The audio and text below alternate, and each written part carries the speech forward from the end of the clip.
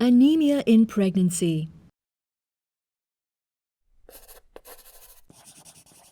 Anemia is a common medical disorder in pregnancy and is defined as a hemoglobin level of less than 11 grams per cent.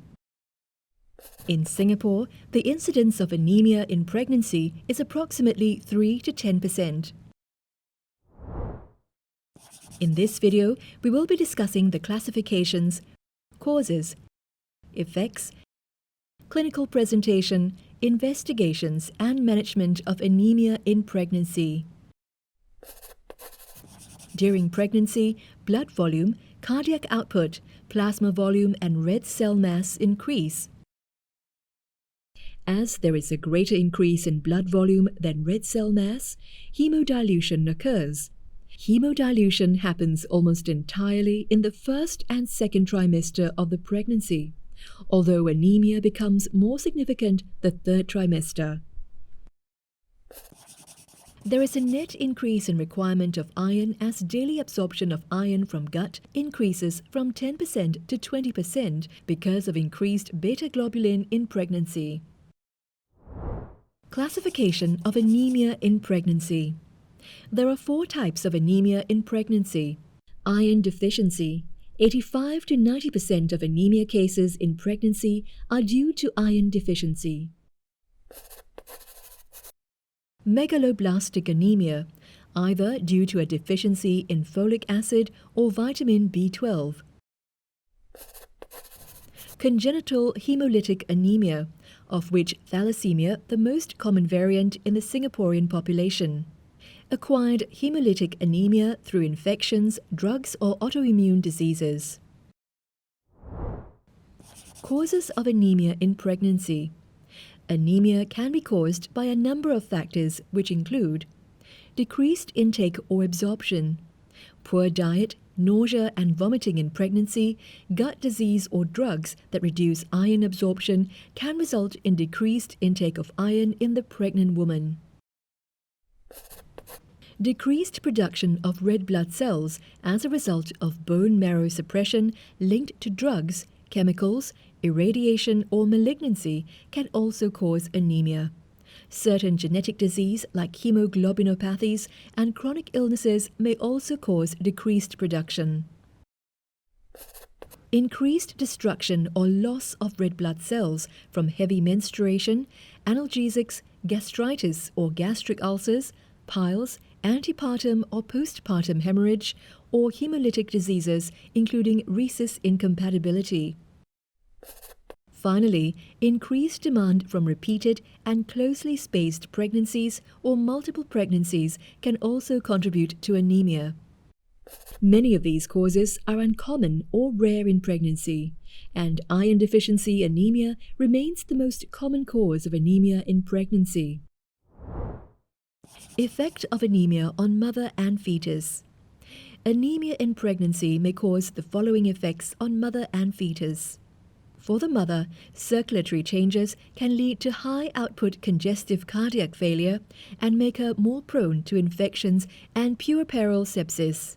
Anemia in pregnancy increases the risks of complications from postpartum hemorrhage.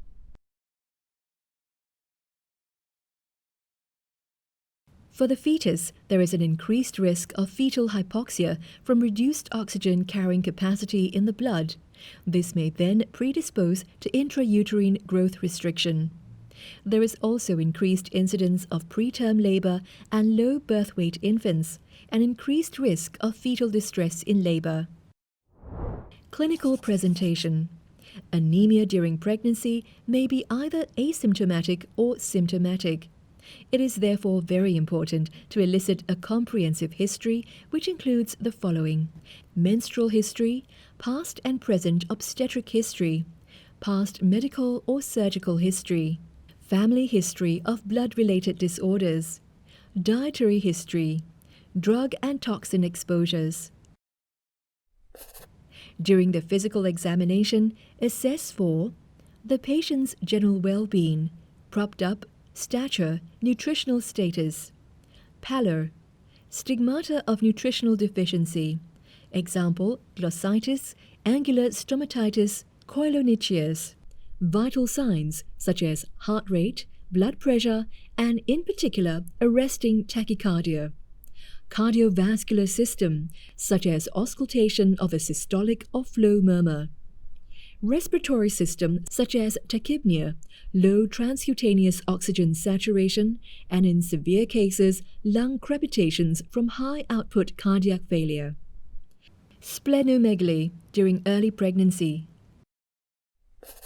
Also examine the abdomen and perineum for operation scars, lax abdomen, number of fetuses, fetal size, malpresentation, fetal movement, fetal heart activity, amount of liquor, hemorrhoids.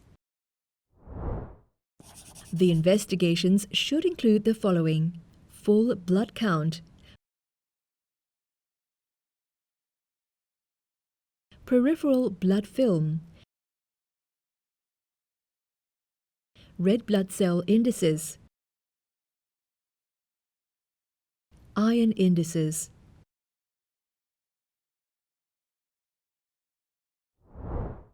Management and treatment of anemia. The mode of treatment for anemia during pregnancy depends on the severity and underlying causes. Factors such as gestational age and patient's response to and tolerance of side effects should also be considered. The first line of treatment for iron deficiency anemia is oral iron preparations. Parenteral iron preparation is indicated if patient is not responsive to oral treatment. The efficiency of parenteral iron preparation is much better than oral therapy, but it should not be the first line of therapy unless the mother is in advanced pregnancy and close to term. Side effects are rare but include light headaches, flushing, nausea, diarrhea, dyspnea, tachycardia, sweating, and shock. Finally, blood transfusion is indicated in the following situations: antepartum hemorrhage or threatened miscarriage with excessive pervaginal bleeding, hemolytic crisis, severe anemia with impending cardiac failure, megaloblastic anemia. Megaloblastic anemia is due to folic acid deficiency and occurs in about 5% of pregnancies in Singapore. Folic acid is stored largely in the liver and is necessary for nucleic acid synthesis, which increases during pregnancy.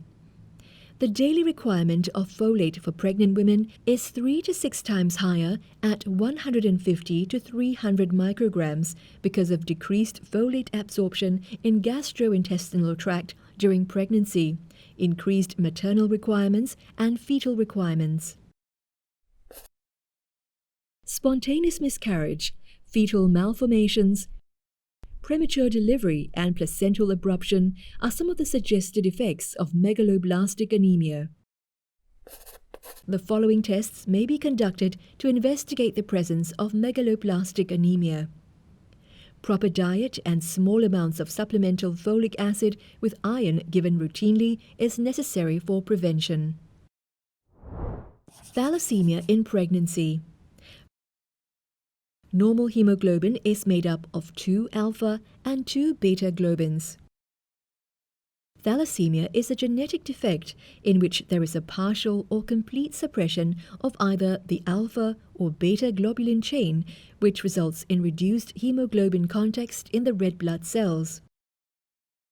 There are 2 main types of thalassemia: alpha and beta thalassemia, which can be further broken down as follows.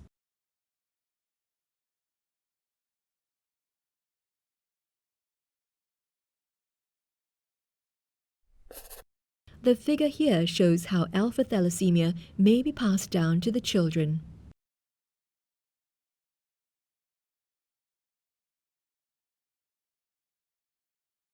This is how beta thalassemia can be passed down.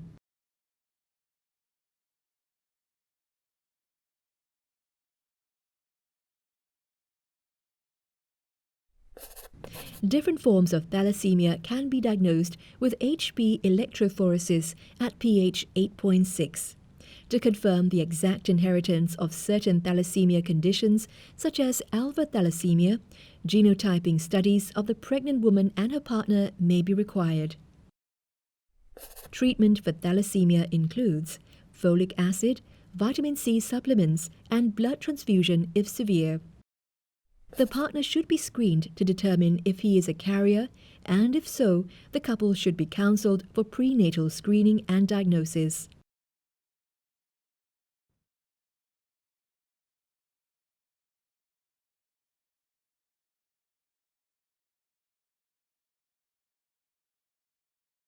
Thank you for watching this video.